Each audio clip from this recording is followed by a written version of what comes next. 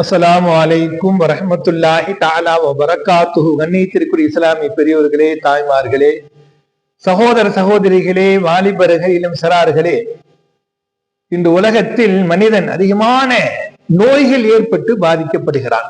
அதிகமான உடல் உபாதைகள் ஏற்பட்டு பாதிக்கப்படுகிறான். அப்ப அல்லாஹ்ட்ட நம்ம அதிகமா துவா செய்யணும். யாரெல்லாம் ஆபியத்துக்காக துவா செய்யணும். நோய் இல்லாத ஆரோக்கியமான வாழ்க்கை வாழ்வாதாரத்துக்காக துவா செய்யணும். இன்னைக்கு எந்த மருத்துவமனைக்கு போனாலும் கூட்டங்கள், நோய்கள் அதிகமாயிட்டே போகுது. நாம் சாப்பிடுகின்ற உணவுகள் சரியான உணவுகள் அல்ல, எல்லாம் துரிதமான உணவுகள். எனவே நோய்கள் நாமே உண்டாக்கி கொள்கிறோம். வரலாற்றில் எழுதுவார்கள், சம்பவத்தில் எழுதுவார்கள், மூசா அலைஹிஸ்ஸலாம் அல்லாஹ்ட்ட பேசுறதுக்காண்டி போறாங்க. மூசா கலாமுல்லா, அல்லாஹ்விட பேசுகின்ற நபி.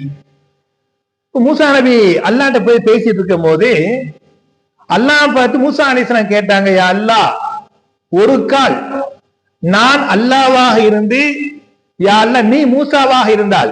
நல்ல கவனிங்க, மூசா அலைஹிஸ்ஸலாம் சொல்றாரு, யா அல்லாஹ், ஒரு கால் நான் அல்லாவாக இருந்து, யா அல்லாஹ் நீ மூசாவாக இருந்தால் என்னிடத்தில் முதலாக என்ன கேட்பீங்க என்று சொல்லி அல்லாஹ்வை பார்த்து மூசா அலைஹிஸ்ஸலாம் கேட்கிறாங்க.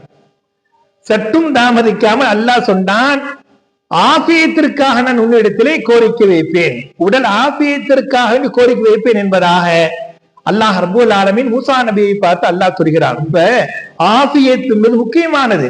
இப்ப நம்முடைய உடல்களை பாதுகாத்துக் கொள்ள வேண்டும். உணவு முறைகளை, நம்முடைய உடல் எதை ஏற்றுக்கொள்ளுமோ, உபாதைகள் தராத உணவுப் பொருட்களை உணர வேண்டும்.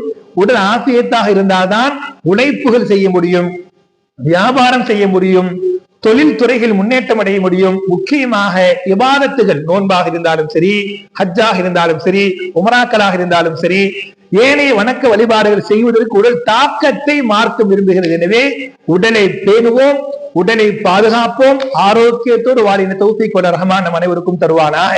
அஸ்ஸலாமு அலைக்கும் வரஹ்மத்துல்லாஹி தஆலா வபரகாத்துஹு.